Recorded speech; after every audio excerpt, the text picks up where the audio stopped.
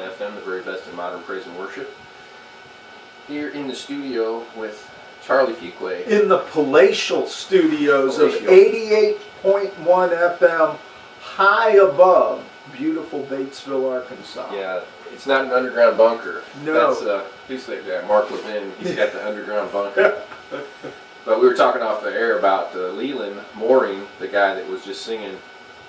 And he came to the church where I was at in Missouri with his mom and dad. And I think their worship team or band, they called themselves Majestic Praise, I think. Anyway, Leland, when he came, he was about, I'm going to say about 12, 13 years old. And my daughter Taylor, who's now 14, was probably about 5. And he picked her up, carried her around on his shoulders, and was just kind of a neat kid, you know. And he could sing. I mean, it sounds like he still can. Yeah, he still can. And the next time, you know, it had been years since I'd even thought of Leland or his mom or his family, anything. And I was watching TBN, and there was this big youth event, a stadium full of teenagers and young adults, and I thought, wow, this is kind of cool. You know, the sun was coming in, you know, it was huge, lots and lots of people. The worship leader, some guy with red hair, you know, and I started looking at him. Hey, I think that's Leland. And it was. It was, yeah. Oh, that's interesting. I don't know him on a real personal level, other than the fact that I kind of liked the way he was real nice to my daughter. You know, he's just a kid then, though. He's just 12 years old. So, but anyway. Hey, I got a topic I want to talk about today. Let me guess. No. I want to talk. Right into that? No, I want to talk about moderate Christianity. Okay, moderate Christians. Yeah, what is moderate Christianity? Well, if you're a moderate Christian, well, you don't really believe that the Bible is the Word of God, and you don't really believe... Why not, though? Well, I'm just defining what a moderate Christian should be. Okay, and you don't take really... it so seriously. Yeah, you shouldn't take it too serious. You shouldn't really follow what the Bible... religion's okay. Yeah, but you shouldn't really follow what the Bible teaches. Don't get so serious about it. Yeah, and there might be a God, but I mean, after all, we can't really know anything about him. And science hasn't proven him yet. Yeah, and this Jesus guy, you know, I mean, to say he was really born of a virgin, I mean, come on. Now, we know people aren't born of virgin birth. Not normally. And you know, to say he's the Son of God, well, I mean, really, in a sense, metaphorically speaking, we're all the sons of God, whatever that is. You know, really, I think God is probably the evolutionary power of the universe. And we're all sons of that. So in that sense, you could say Jesus was the Son of God. But you know, he was a good man. And an example that we should pattern ourselves after. And you know, the religious leaders of the day really didn't understand him, and they crucified him. And metaphorically speaking, he rose from the dead, in that his followers continued his religion after he was dead. I see. And you know, really, husbands shouldn't love their wives as Christ loved the church and gave himself for it, because we want moderate Christianity. Right. We don't want to get too serious. Yeah, and really, I mean, loving your enemies and praying for those who despitefully use you. I mean, let's get realistic. But really, when you come right down to it, church is a good place to make business contacts. Yeah, there's lots of people there. And I think, you know, you'd probably be a better person for going to church. So that's moderate Christianity. And the reason I bring that up is it's kind of like moderate Islam. Yeah. You knew that's where I was going, didn't you? I knew before we started where we were going. It's kind of like moderate Islam. Now think about it. Moderate Christianity doesn't really exist. Yeah, it just exists in the minds of people. Well, yeah, but I mean, there's no such thing. If you're a moderate Christian, you're not really a Christian at all. Isn't that right? Yeah, I guess it depends where God's mercy ends and his wrath begins. Yeah. You know, his judgment begins, where exactly that line is between how much, how, where you draw those lines, and everybody's going to draw those lines probably in a different place, but I believe that God's drawn that line in one place. I believe in objective truth, so, we can debate where that line is. It doesn't really matter in the sense that it is there, and God has drawn it, and God knows exactly where it is. Now, you and I might argue about where it is. Yeah. One of us could be right, one of us could be wrong, we could both be wrong. But yeah, the whole idea, and it's still, even after this thing in Paris, the talking heads on the mainstream media, they're still calling it, extremism. Yeah. And it's really, I'm really getting, I don't know, I've talked to you quite a bit about this, and I hear you talk about the subject quite a bit, and you talk to other people about it quite a bit, and it seems like the patience of people is wearing thin. Yeah, it is. People's patience with it is getting thinner and thinner, and there's less tolerance. Well, what I can't figure out is why do the talking heads on Fox News continue to argue that this isn't true Islam? You have to ignore history. It's like saying, well, a true Muslim doesn't believe in the Quran. A true Muslim doesn't believe he ought to pattern his life after Muhammad. Yeah. Now, and what we have to understand is, and history is clear on this, who was Muhammad? He was one of the most evil warlords that ever existed. He was a murderer, he was a thief, he was a liar, he was a rapist, he was a pedophile, he was a torturer, he was a slaver. And this radical Islam teaches that, and by the way, the Quran teaches, that to be a good Muslim, you have to pattern your life after Muhammad. You have to be like Muhammad. Now, my Bible teaches that God, by the way, let's really talk about the real God, okay? The real God is the creator of the universe. And as such, he has not only the right, but the ability to do whatever he chooses.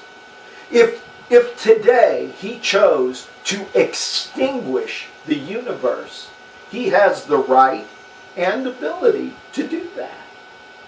And as the creator of the universe and the creator of man, he has the right and ability to designate laws that man should obey. He did that. He gave us the 10 Commandments. And he said, if you violate one of these, you're doing wrong. This is simple. Okay, now Islam takes every one of those commands and says it's a holy and sacred duty to violate that command. And just to give you an example, taqiyya. What is taqiyya? Muhammad developed sacred deception. He used a treaty with the people of Mecca as a means of deception so he could conquer and enslave the people of Mecca. And so Muslims are taught that it is a holy and sacred duty to always be a liar and to use every means possible to lie and deceive. Now, who does the Bible teach is the father of lies? It's Satan. So that's where Muhammad comes from. Muhammad is a follower of Satan. He teaches his people to disobey every one of God's commands. It is pure, unadulterated, total, complete evil. Now, why don't we get that? We see what they do and we say, boy, that was evil. That's an aberration. It's not an aberration. It's what Muhammad did. They are perfectly following the teachings and practices of Muhammad. Now, I see you're looking through your computer. What do you think about what I got to say there? Well, I think from you, Charlie, it's kind of the same mantra. You're on point with that reality. And I think your ambition is to get other people to turn to see that as not just a possibility, but reality. You know, and I'm a fundamentalist Christian, you know, so I understand the fundamentalists. I remember in November of 2001, I was getting on an airplane, and I said to somebody, I understand Osama bin Laden. I understand that guy. Because he really believes his book. Yeah, just like you believe your Just book. like I believe my book, see? So I get the foundation, but what the media doesn't seem to get, they don't get the foundation. And here's what I'm saying. You know, I'm watching Fox yesterday, and I kind of like Fox News. I'm trying to bash on Fox News, but I think they're probably the most likely network to get it right. Yeah. Because they're not so liberalized, or whatever you want to call that. So you've got these guys talking, and why did this attack happen in Paris? You know, well, is it because we're pulling our troops out of Afghanistan? That's the point they're talking. They're debating this issue. Is it because we're pulling our troops out of Afghanistan? And I was like thinking, no, I don't think that's why it happened.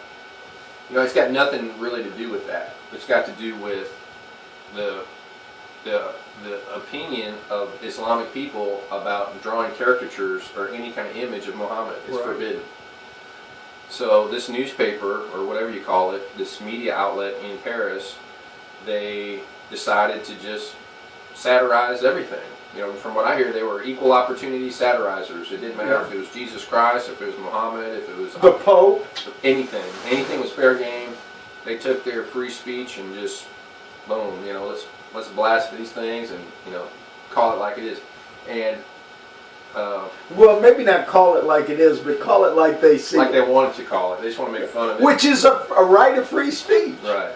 So then the news brought in a Catholic man who was a very staunch Catholic guy, and his comment was he condemned the attack. He condemned everything that these two Islamists did.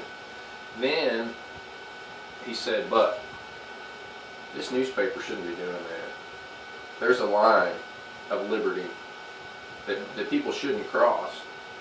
And he said, you know, when they drew this in this picture about Jesus, it bothered me. It offended me. I thought they shouldn't be doing this. So, and then the guy the Fox News guy was like, well, where do you draw the line? You know, where do you stop free speech? You know, you know, in America, goodness, we allow everything. You know, all kinds of free speech. Well, they do in France too. Apparently, yeah. But then the question is will the Islamists win? Well, And here's what I mean by that: will the secular media tone it down now? well, they already have. Because Well, of this? the cartoons that cause these people to die, that's the central focus of this news story. Have you seen those cartoons published in newspapers? Have you seen Fox News put on the air? This is the cartoon that caused the problem. You haven't, have you? No, And you know why you haven't? It's because they're cowards. they're afraid. Yes. They're afraid of the Islamic backlash. Yeah. Yeah. Well, I have seen it on the internet. You know, I've somebody said- Actually, Fox News says they carry it on their internet outlet. But they haven't had it on their... it could be too that the nature of the caricature is so vile that Well, the it's FCC wouldn't allow it. On television. it's a cartoon of Muhammad naked. Yeah. Is what it is. And I really haven't seen it. I've just heard it described. Have you seen it? I haven't seen that, but I saw the cover of they put the cover, Jihad Charlie or whatever it was called, Hebrew, I forgot what it was. It was some kind of word that I'd never heard before. But, you know, we've got an ideology growing in the world that is antithetical to everything most people I know believe. Now, I got to say something about this. Why did they do this? And let me explain why they did it. When Muhammad was alive, there were some poets that recited poetry that was, let's just say, uncomplimentary to Muhammad. Yeah. Okay? Well, Muhammad said, well, you know, I disagree with your caricature of me, but I forgive you and love you. Is that what he said? No. What Muhammad did was he sent assassins and had them killed. Yeah. And so that set the standard because, see, to be a good Muslim is to do what Muhammad did, right? Right. So to follow their religion, they have to do that. They have no choice. If they don't do that, they're not good Muslims. Now, I want to just contrast that with somebody. There was a guy by the name of Jesus Christ, who I believe was the incarnate Word of God, the Son of God. Man and God in one. Okay? Now, there were some people that didn't like what he said. Right. And so they did a few things to insult him. They put a crown of thorns on his head. They spit in his face. They punched him in the face. They beat him with a cat of nine tails that ripped his flesh off, a beating that most men wouldn't even survive. Right. And then they nailed him to a cross. Now, I think he had a right to be a little perturbed about that. So what was his response to that? Now remember, he is the creator of the universe. Right. He could have, Called down a legion of angels. yeah, and he could have just wiped those guys out. Did he do that? No. No, he didn't. He said, Father, forgive them, for they know not what they do. I just think people need to see the contrast of the pure and total evil of Muhammad and the pure goodness of Jesus Christ. There couldn't be a more stark and different contrast. And unfortunately, in America, we compartmentalize religion. We've got our religious box, we've got our work box, we've got our family box, we've got our recreation box, and we can leave one box and we go into the next box, especially if you're a man. I don't know how much women do that, but I know men definitely do that. Yeah.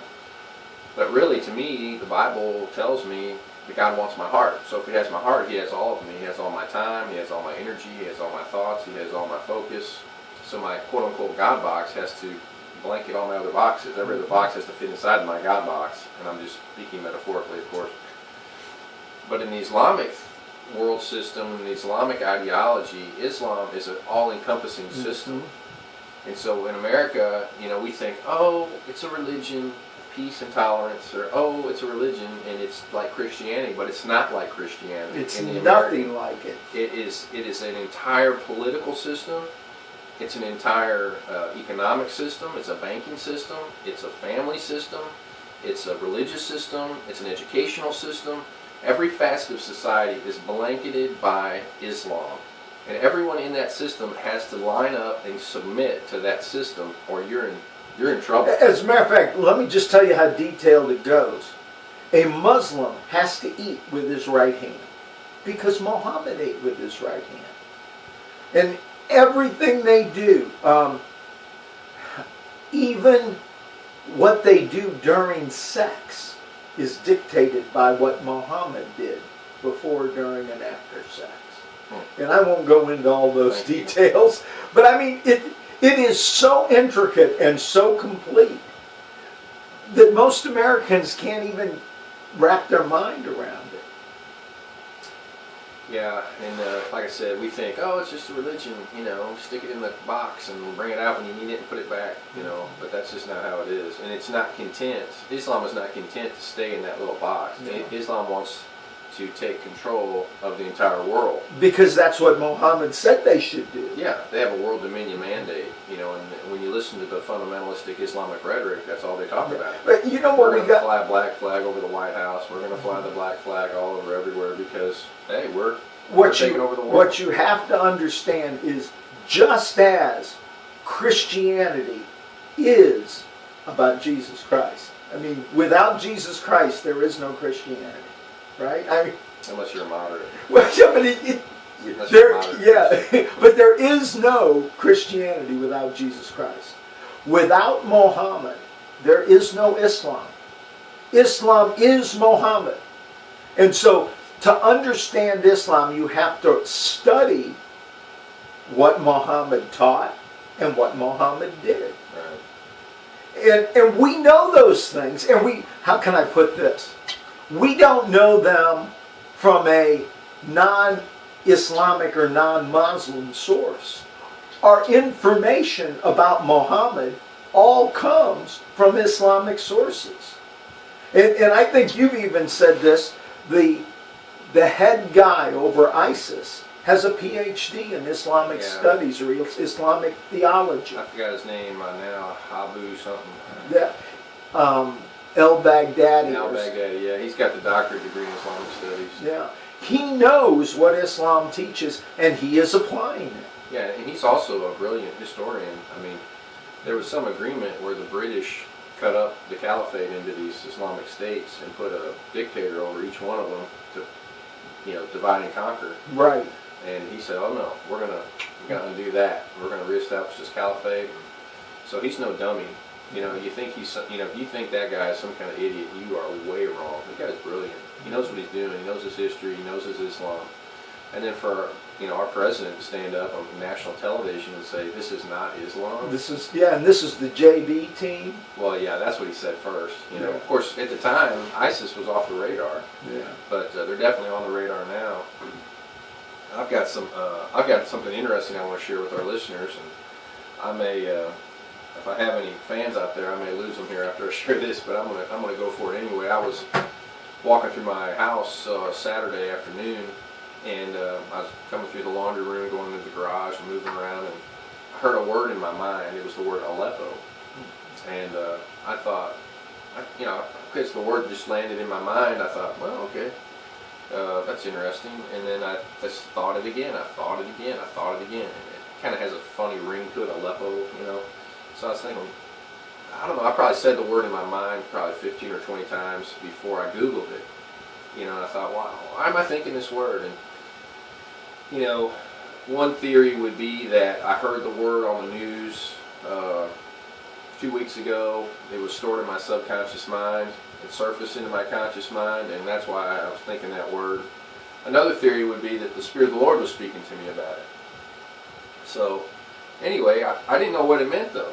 So I've got a word in my mind. I have no idea what it means. So I Google it, and I come to find out that it's the largest city in Syria. And it's the center of commerce and economics, and it's like the cultural center. I found out that the oldest Bible on planet Earth was in Aleppo. I think they call it the Crown of Aleppo, and it was stolen and taken to Israel. And there's some mystery and intrigue around all this, but I had no idea where to even start. So anyway, I went to church Sunday, came back, took some time off Monday to do some more research on Aleppo, and I went to YouTube, and I started searching for these videos on Aleppo. And all the videos are about the city in Syria. And you come to find out that it's been evacuated because of the Assad, according to the videos, and there were multiple videos, and they weren't all from the same source.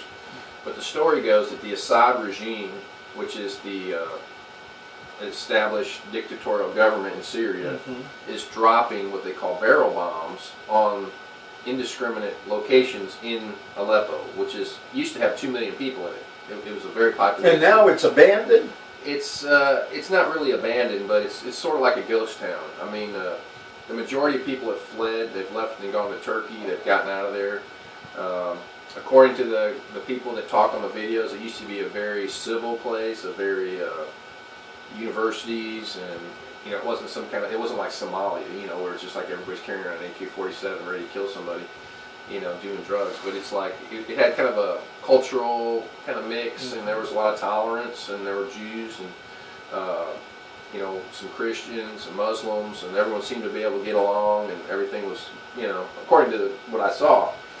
Anyway, so Assad and his troops are dropping what they call barrel bombs on buildings indiscriminately, and they'll drop between 20 and 30 a day. And they've got a crew. One of the camera crews that was shooting the video for YouTube was one of the response crews. These guys wear little white helmets, almost like bicycle helmets or rock climbing helmets. And they'd see smoke off in the distance, and they'd go to it, and they'd find a house where a family, a man, a woman, a baby, would be covered in concrete, and then they'd dig them out, and then they'd pick them up and say, here's the dead baby, here's the dead mother. If the father was out today, he lived. The father's gone. He's just standing there, So then the people in the city are varying colors and flavors of Islam. You know, there are different, what do you call that, different ideological positions on how to respond, how to live Islam out.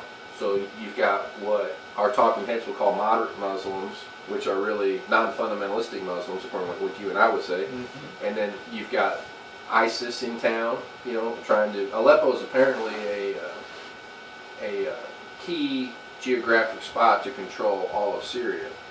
And the idea was if you could control Aleppo, you actually could control the entire country.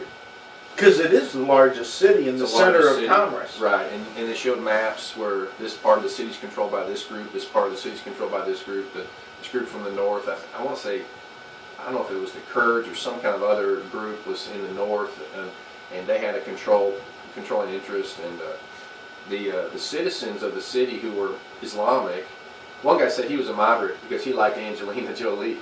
He's like, I think Angelina Jolie is really fine. I'm a moderate. Oh, gosh. It was kind of funny, you know. But anyway, you know, they were talking about how they responded to they don't have any real weapons, you know, like the Army does. You know, they got airplanes and helicopters dropping these barrel bombs on them. So what the civilians are doing is they're taking 20-gallon propane tanks and they're mounting a fin on the back of it.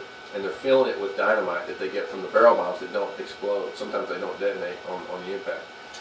And they're putting them into these large pipes, and they're setting them up like what do you call it, mortar shells. And I don't know how they're getting them to propel out. I don't know what their propulsion thing was, but they're making these weapons, and they showed them how they're doing it and all this. And I've never heard Allah Akbar more times in one day in my life than I heard Monday when I was watching these videos on Aleppo, because all the Muslims, when they throw a grenade or shoot a gun or do anything, they always say, Allah Akbar, you know, you're gonna, you know, God is great and I'm gonna kill you, you know. So, you know, for an American policymaker, and if you were on the ground with CIA guys and you're trying to figure out who to help and what to do, it's a conundrum. I mean, it's absolutely confusing. You know, who do you help? You know, do you help this guy, and you know, which group? And there were these groups, these factions of Islam that rise up and form a little militia. They'll last for 2 months, and then they'll all be killed. Yeah. You know, so and there are hundreds of these groups. They're all like violent. And they're all wanting to fight, and they're all because violence begets violence.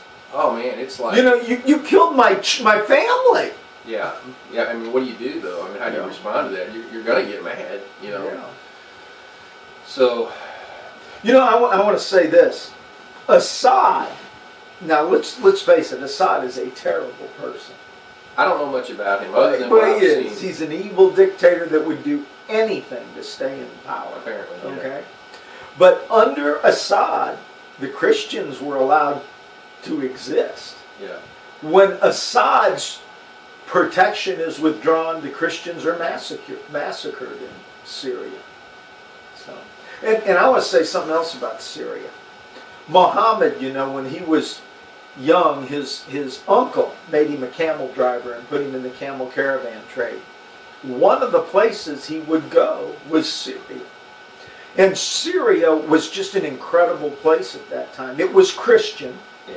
And it was a modern, now, you know, modern in 400, whatever, okay? But it was a modern, progressive city. Trade flourished and everything. And it was the most impressive place Muhammad had ever seen.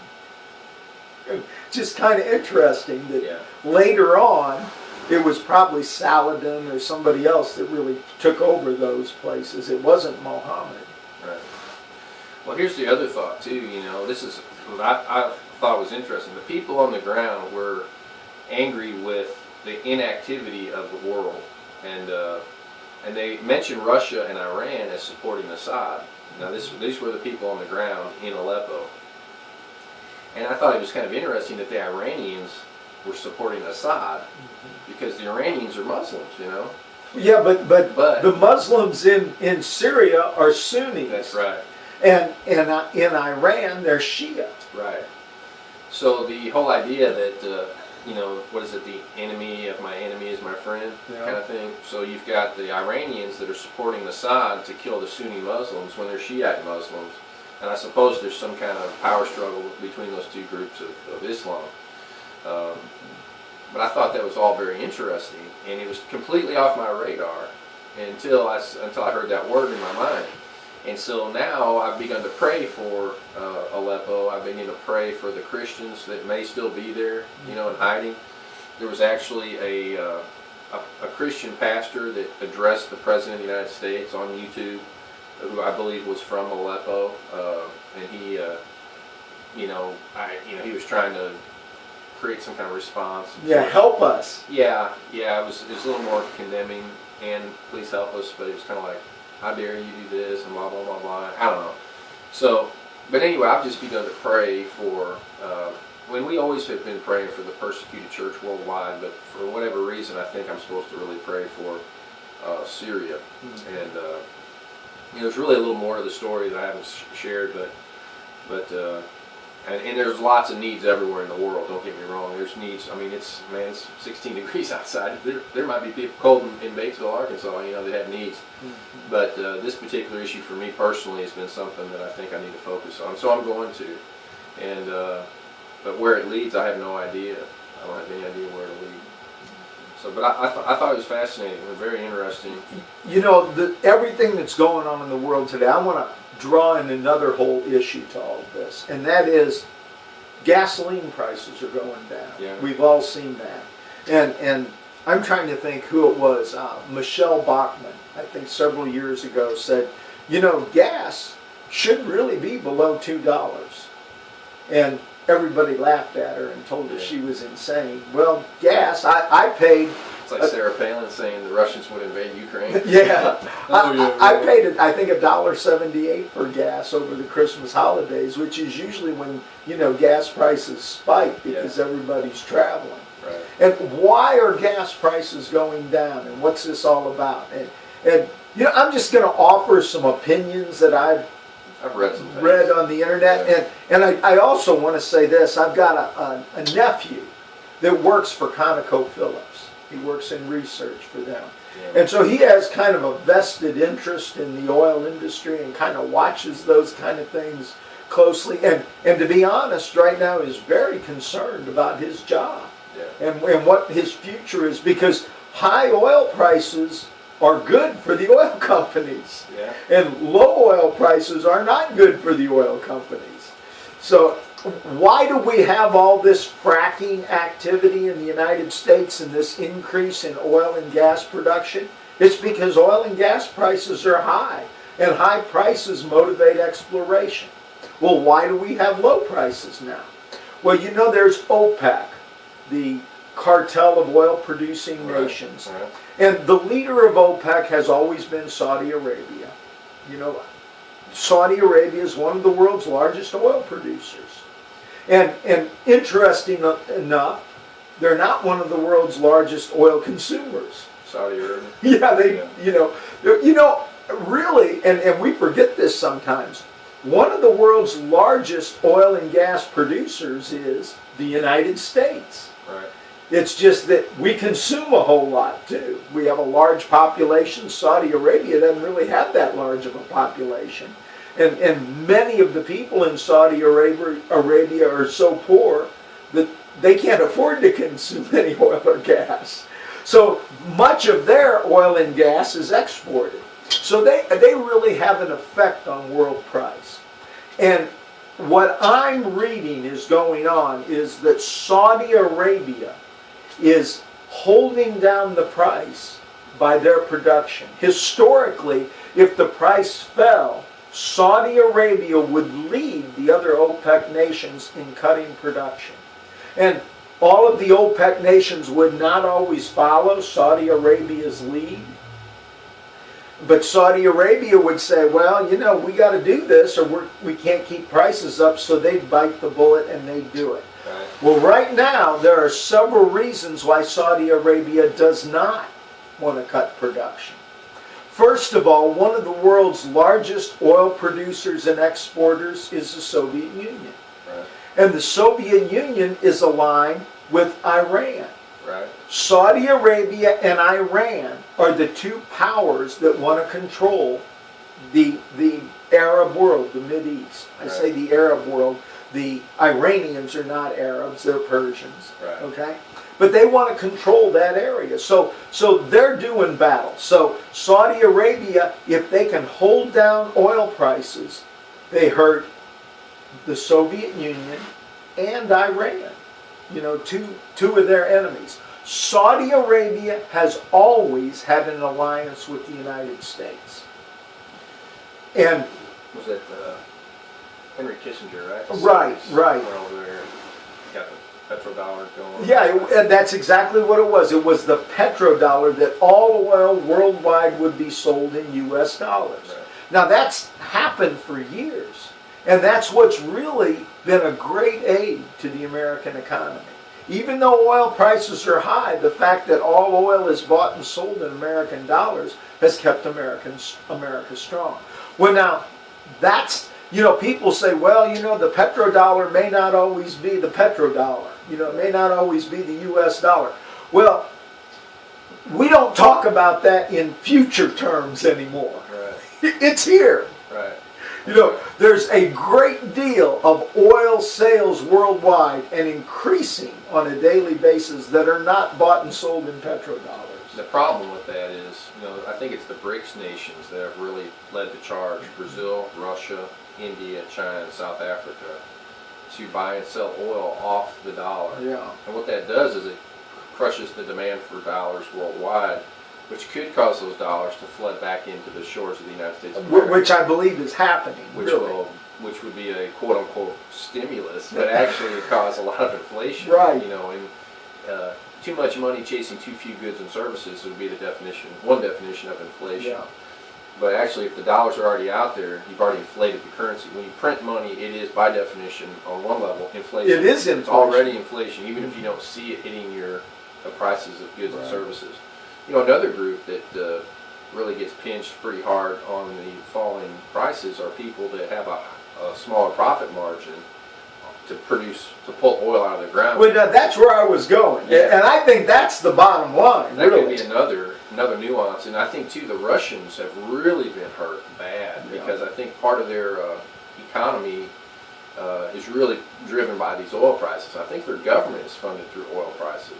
The rubles crashed. The rubles had all kinds of problems with this thing with the Ukraine, U.S. sanctions, and all that. It could be that you know, I just don't know. One of the stories or one of the reports I heard, it jives with what you're saying, but it had to do with the United States going to Saudi Arabia and saying, hey, can you know, increase production or lower the price or whatever to flood the market. We're going to flood the market. We're going to frack. We're going to produce as much oil as we can. We're really going to pump it out there.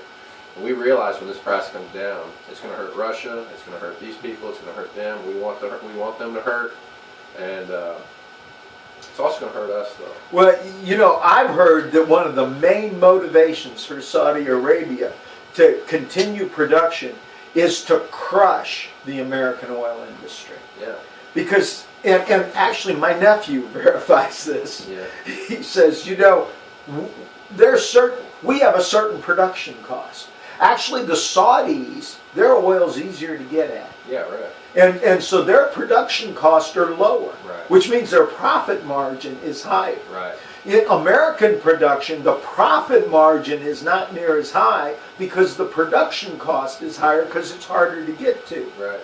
And so what they do by driving down the price is they can still produce it at that price Still make a profit. and make a profit, Right. but they drive American production out of business. And what I'm reading is that's really their goal. Because if America is producing oil, Saudi Arabia's game is over. So they want to crush the American oil industry. And you know, so many people in America look at American oil companies as evil. You know, I just think that's a wrong assessment. You know, an oil company is just a business out to make money. Yeah. I happen to think profit's a good thing, especially if it's mine. Yeah. Yeah, I like it a lot better when it's mine. Yeah, and all these geopolitical, economic issues are kind of interesting to me, and this stuff's going on right now. It's not like history. We're not talking about history. We're not talking about something we're just theorizing. This is happening right now in our time, and how all this plays out. I'm not really sharp on the history, but I could see this going from a trade war to a Cold War to a hot war. I could see that some of these nations could say, hey, we've had enough of this. Well, the truth is that the United States and Russia are actively at war with one another right now. Now, it's an economic war. The United States is putting sanctions on Russia. Russia, which holds a lot of U.S. dollars, is dumping those dollars. Yeah. And it's a trade war that's actually hurting both nations. And can that trade war escalate? I want to say this, and I'm just a fan of Russian history, okay? Yeah. And we do not want to pick a fight with the Russian bear. I mean, if there's one thing that we do not want to do, that's it. There's no logic in going to war against Russia. I mean, don't pick a fight unless you're sure you can win it. And especially if Russia's chief ally is China, I'm not sure that's a winnable war. And there are people that are talking that we need to be at war with Russia. Well, if you think about World War II, and you think about, if you take the atomic bomb out of the equation, would the Japanese have ever surrendered? Well, let me tell you something that I know. Okay. I don't think so. I have I'm a Gideon, and I have a Gideon buddy who taught nuclear physics at the University of Arkansas. And he had a friend there that taught nuclear physics with him. Now, this friend of mine's wife was Japanese. He was retired military before he became a university professor.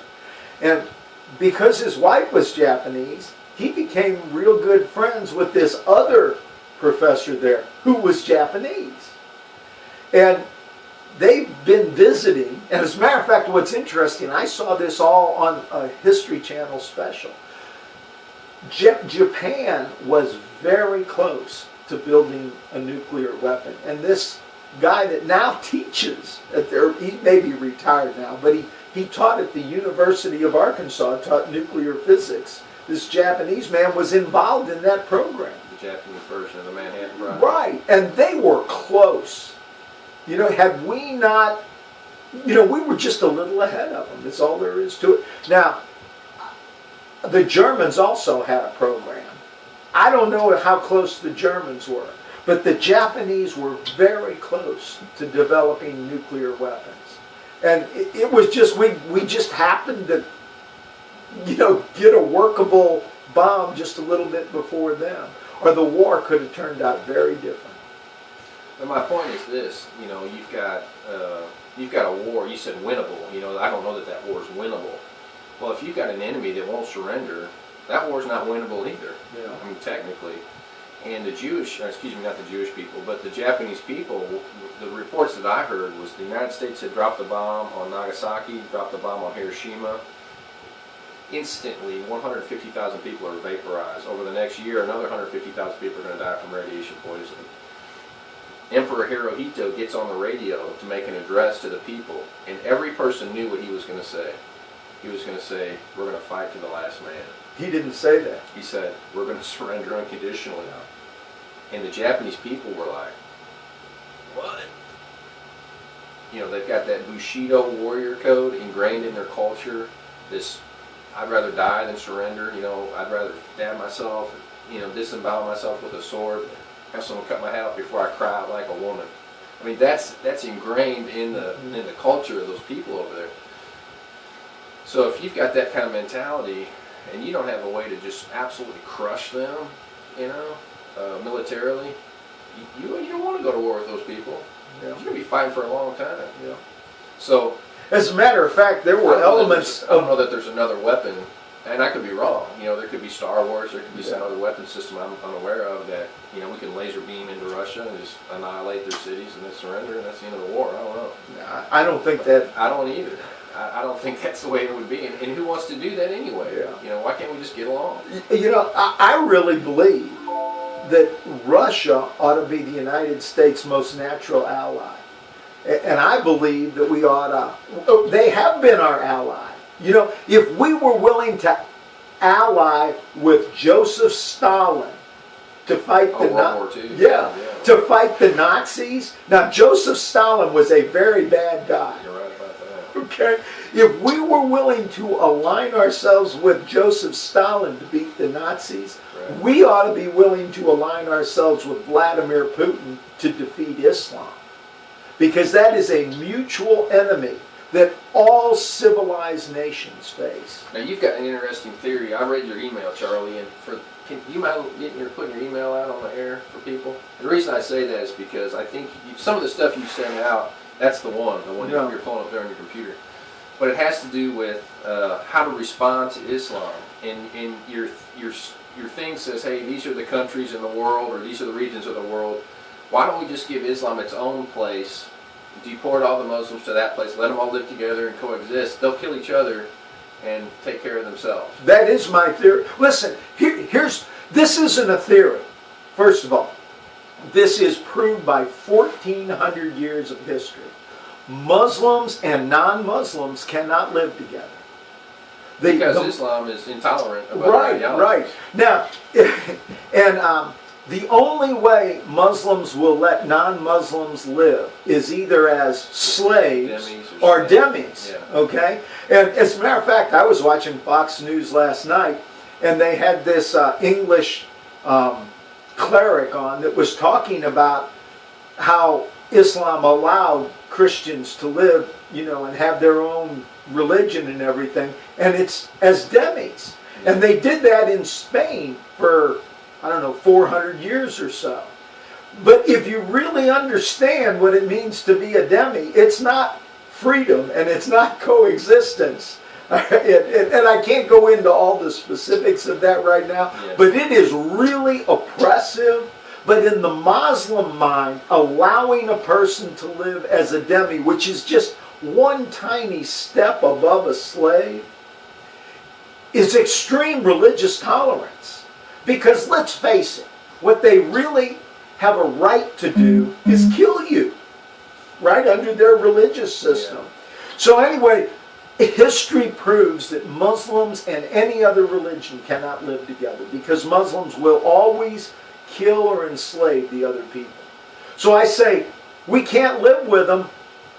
Why are we allowing people to come into our country whose fundamental religious belief is that they need to destroy our country and totally wipe out religious freedom? That is treason against the United States. If you are Or any country. Yeah, if you're a Muslim living in the United States, you are guilty of treason against the United States. Because your goal, if you're really a Muslim, your goal is to wipe out the United States government and replace it with Sharia. They say this very plainly. They've been doing it for 1,400 years. The only thing that has stopped Islam from dominating the entire globe is military power. That's the only answer, is to meet them with stronger military power. So what I say we should do is, any nation that wants religious tolerance and religious freedom cannot tolerate Islam. Because it's intolerant. It's intolerant. If you are not willing to give others religious freedom, religious tolerance, you don't deserve it. So we need to exclude all Muslims from all civilized nations, because to me, Islam is not civilized. And so, just to give you an example, 77% of the people of North America claim to be Christians. And there's small amounts of other people, but Muslims in the United States in North America is 1% of the population. Send them home. Send them to a Muslim country. Russia, only 2% are Muslim. Yeah, that's China there. Oh, I'm sorry. I'm looking at China. Yeah. Russia, 5%. Okay. China, it's 2%.